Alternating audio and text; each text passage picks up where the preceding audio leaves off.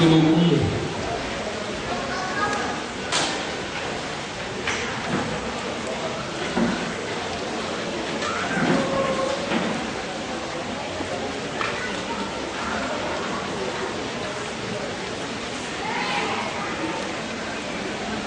Lucas capítulo 1.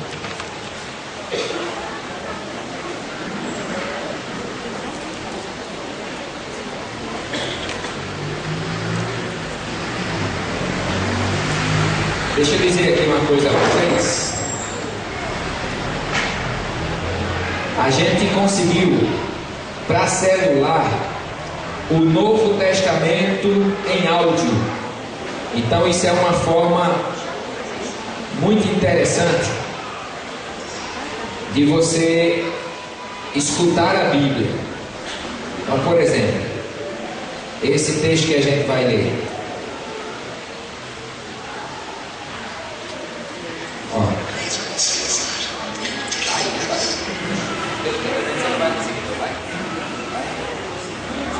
Então, Lucas capítulo 1. Eu vou passar ele em áudio também, que é para você perceber a bênção disso.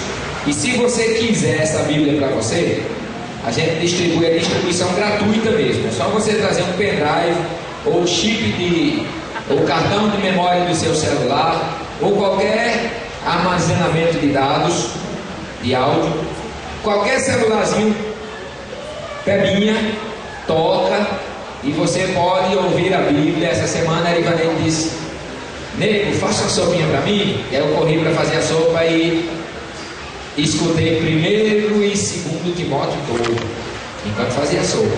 Então, é uma boa ferramenta.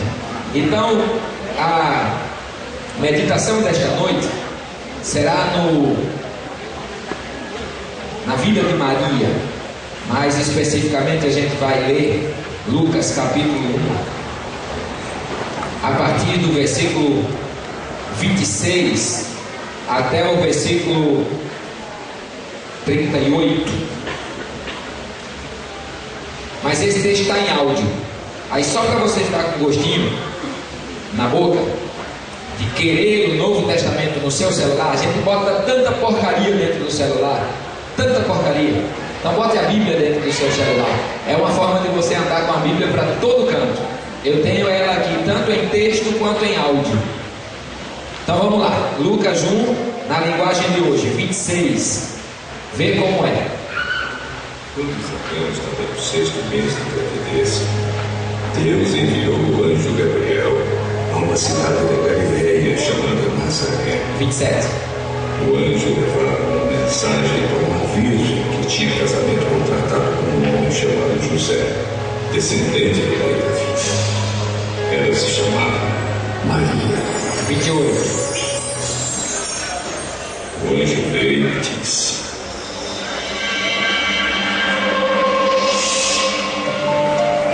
Que a paz esteja com você, Maria. Você é muito abençoada. O Senhor está com você. Porém, Maria, quando viu o que o anjo disse, ficou sem saber o que pensar. E admirada, ficou pensando no que ele queria dizer. 30. Então o anjo continuou: Não tenha medo, Maria.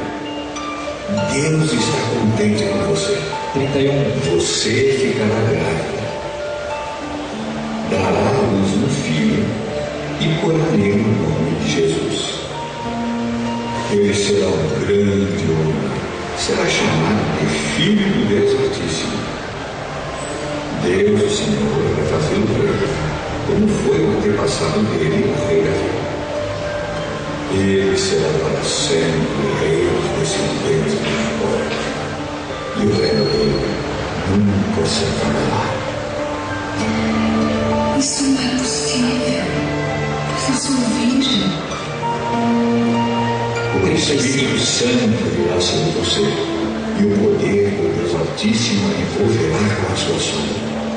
Por isso, o menino será chamado de Santo e Filho de Deus. Fique sabendo que a sua parente Isabel está grávida, mesmo sendo gloriosa.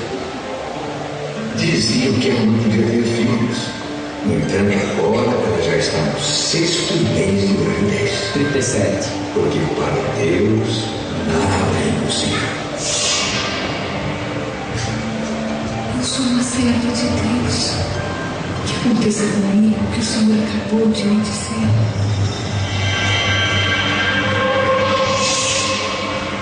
E o anjo foi embora. Alguns dias depois. Bom, legal, né? A gente poder ouvir assim a palavra de Deus na íntegra. Isso é um trabalho da Sociedade Bíblica do Brasil. Cid Moreira é o narrador e ele fez isso com a Bíblia toda. E nós ganhamos da Sociedade Bíblica o Novo Testamento e a autorização para entregar isso de graça a qualquer pessoa. Então alguns adolescentes da nossa igreja já têm o Novo Testamento em áudio. Muitos já têm a Bíblia no seu celular. Levante a mão aí, quem tem a Bíblia no seu celular? Olha aqui, tá vendo? Eu também tenho. É uma forma da gente conhecer mais a palavra do Senhor. Então hoje eu quero trazer a pregação baseada nesta mãe, chamada Maria, que infelizmente por rixas religiosas, lógico, nós consideramos que a Igreja Católica ela criou doutrinas absurdas em torno de Maria, inconcebíveis, fora inclusive da palavra e fora da lógica, mas nós não podemos de maneira nenhuma deixar de reconhecer que Maria foi um exemplo de mãe, de mulher submissa a Deus, e acima de tudo o que os próprios católicos disseram no Concílio do Vaticano II em 1962 até 65, que ela deveria ser um exemplo na nossa caminhada. Lógico, nós concordamos com isso. Nós só não concordamos com alguns absurdos em torno de Maria, como por exemplo que Maria é a nossa advogada diante de Deus, porque a Bíblia diz que só tem um advogado diante de Deus, que é Jesus, que ela intercede por nós diante de Deus, porque a Bíblia diz que só há um intercessor diante de Deus, nem que ela ressuscitou e subiu ao céu, que é outra doutrina católica, porque senão ela é comparada a Jesus, e a única pessoa que nós acreditamos que ressuscitou e subiu aos céus é Jesus. Então isso nós que viemos da Reforma Protestante, nós não podemos atribuir a Maria isto. Mas Maria não tem culpa nenhuma que no decorrer da história atribuíram a ela isso. Tenho certeza que se Maria pudesse dizer alguma coisa a nós, ela não pode. Infelizmente quem pode é Jesus, mas ela diria: por favor, desmanchem algumas histórias ao meu respeito, porque são lendárias, não aconteceram. Mas em contrapartida, nós os evangélicos caminhamos também por um caminho oposto, e alguns caem no erro de tirar de Maria o mérito que ela tem. Ela tem muito mérito. Ela é nada mais, nada menos do que a mulher escolhida por Deus para ser a mãe do Filho de Deus. Só isso. Só isso. Então quem era essa mulher? A Bíblia fala pouco de Maria. A Bíblia não fala muito de Maria. Era uma jovem simples, pobre, de uma cidade também simples e pobre, chamada Nazaré, que um dia recebeu uma visitação especial de Deus, e nessa visitação especial, para cumprir uma profecia, Deus escolheu esta jovem para ser a mãe carnal do seu filho espiritual. Maria estava prometida a um homem também simples, não miserável, mas pobre, mas um trabalhador, um carpinteiro, um homem íntegro. Ambos eram da descendência de Davi, e chamado José, esse homem. E Maria então estava prometida para viver com ele, e com uma gravidez Maria cairia nos rigores da lei, conforme preceitua Deuteronômio 22 e 23, que uma mulher que engravidasse antes do casamento teria que ser apedrejada até a morte. Mas o anjo também aparece a José e diz o mistério a José, e Maria segue. É uma mãe que grávida precisa andar no lombo de um jumento, de uma cidade que ela morava até a cidade dos seus pais, a cidade onde a descendência dela, os ancestrais dela faziam parte, que era Belém. Chegando nessa cidade, este casal, com Maria prestes a dar à luz, não tiveram mais espaço nas hospedarias dos locais, e ela foi dar à luz seu filho num espaço onde os animais dormiam à noite, e ele foi o primeiro berço que Maria fez para Jesus foi num local onde os animais comiam, que nós chamamos de manjedoura, ali o local onde eles comiam. Depois logo ela foi obrigada a fugir para o Egito com seu marido e seu filho recém-nascido. Voltando, cumpriu todos os preceitos religiosos que a sua religião mandava, criou o seu filho nos caminhos, ensinando ao seu filho aquilo que ele precisava saber. Com o tempo seu marido morreu, Maria teve mais filhos e filhas. Aí eu tenho aqui por exemplo, só para situar tudo isso que eu estou dizendo, o Mateus 12, 46, 47, Mateus 13, 5, Mateus 13, 55, 56, Marcos 6, 3 e 4, falam justamente dos outros filhos, dando nomes a ele, filhas que Maria teve. Como uma viúva, Maria passou a integrar a parte mais sofrida da sociedade de Israel, que era a parte das viúvas. Ela não casou novamente, e ela teve uma vida com certeza muito difícil. Seu filho, quando primogênito, Jesus foi o primogênito de Maria e o unigênito de Deus, ou seja, ela foi o primeiro de Maria e o único de Deus. Os católicos acham que ela foi o unigênito de Deus e o unigênito de Maria. Não, ela foi o primogênito de Maria e o unigênito de Deus, o primeiro de Maria e o único de Deus. Então, quando ela começou ali, Jesus já com 30 anos que começou seu ministério, Maria estava com ele, com seu filho, no primeiro milagre que ele fez em Caná da Galileia, quando transformou água em vinho. Maria não se fez muito presente nas andanças de Jesus. Ela não era uma das mulheres que estavam com Jesus no ministério. Em alguns momentos, Maria com sua família, não mais com seu marido, mas com seus filhos, entraram em crise em relação ao ministério de Jesus, porque qual é a mãe que não entraria? Todo mundo queria matar seu filho. Qual é a mãe que não entraria em crise? E quando Jesus é crucificado, Maria então está aos pés da cruz, vendo Jesus sendo escarnecido e crucificado. Quando a igreja está orando por mandado de Jesus, Maria estava na casa também, com os irmãos em oração. E aí é a última vez que a Bíblia fala de Maria, e tudo que se diz sobre Maria aí depois disso está fora da Bíblia. Eu fiz uma varredura, você não vai achar quase nada além disso na Bíblia. Mas quem era esta mãe então? Esta mãe Maria é como tantas mães Marias que existem hoje. Mães que, para darem à luz seu filho ou seus filhos, passam por dificuldades por não terem um local decente para terem seu filho. Mães que são excluídas dos esquemas sociais montados, como foi o caso de Maria quando chegou em Belém, e como é o caso de tantas mães aqui presentes, e nossas mães e outras mães, que não conseguem ter o seu filho debaixo da bênção, da proteção, daquilo que o status pode pagar, daquilo que o dinheiro pode pagar. Quantas Marias hoje, nas filas do SUS, também não acham espaço para dar a luz aos seus filhos. Então Maria, ela se identifica muito com muitas Marias de hoje. Eu acho que não é à toa que muitas mulheres mulheres se chamam Marias.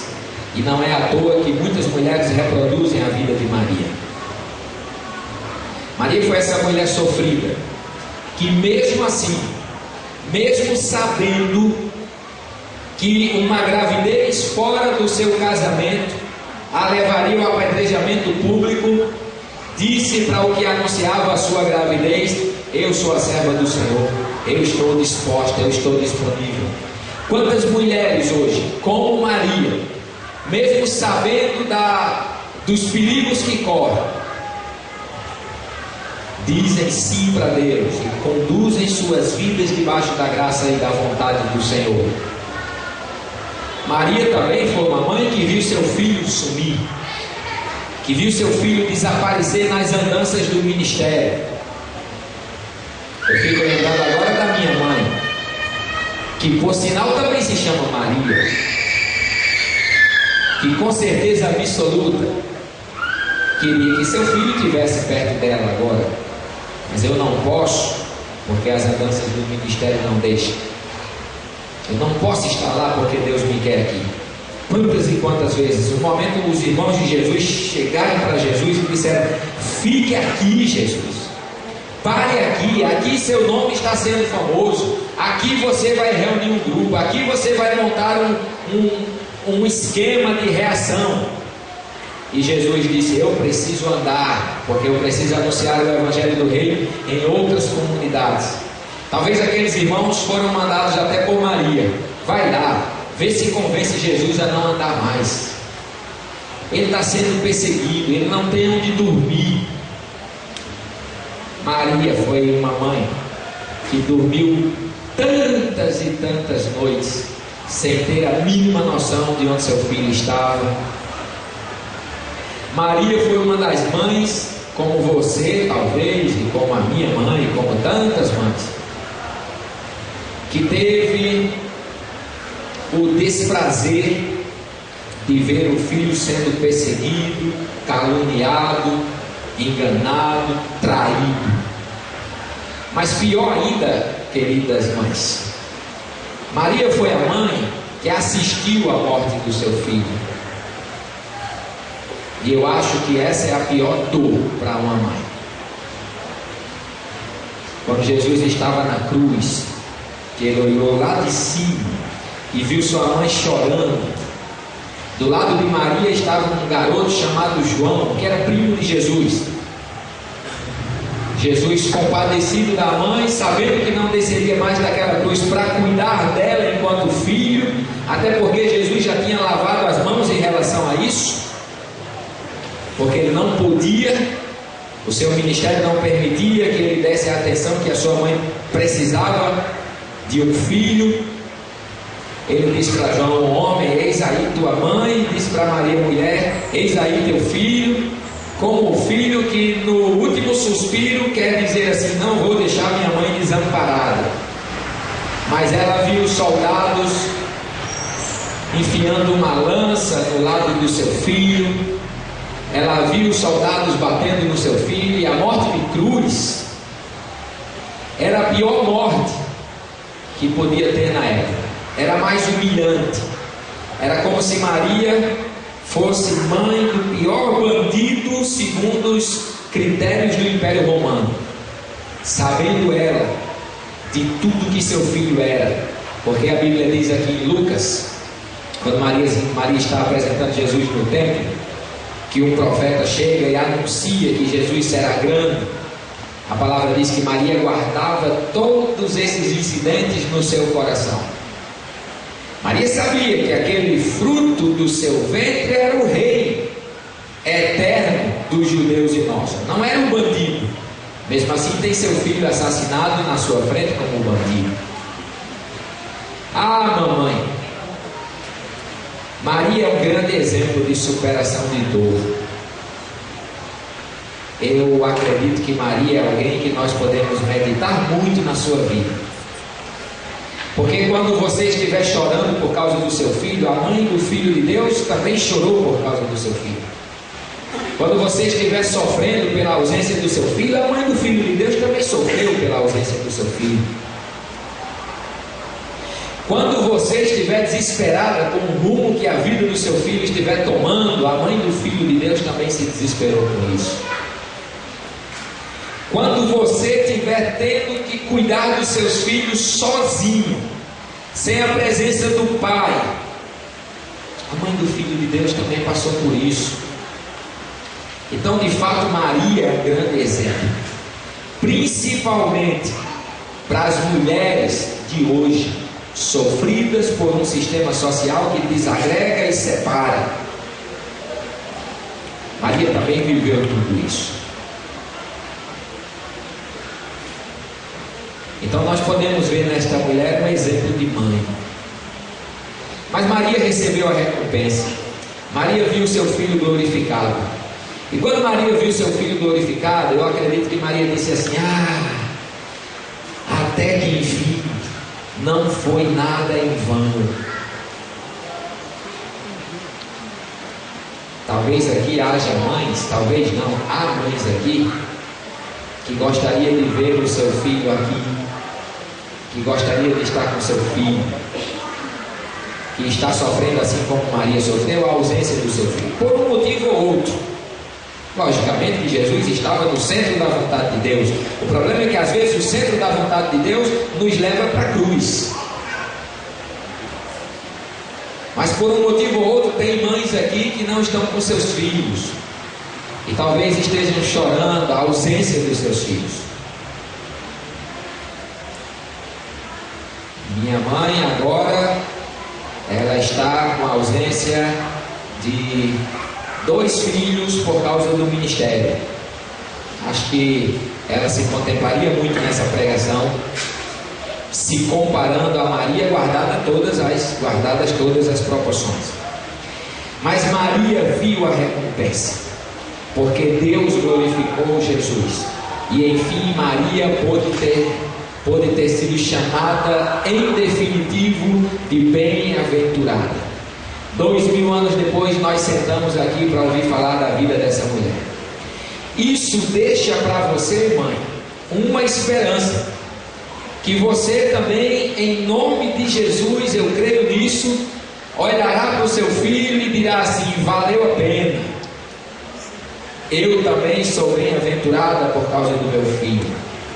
Seja o seu filho quem for, ou tome o seu filho o rumo que tomar, eu creio e espero e peço ao Senhor que você que passa pelas mesmas dores de Maria, você também tem a mesma alegria de Maria quando você se sentir bem-aventurada do seu filho.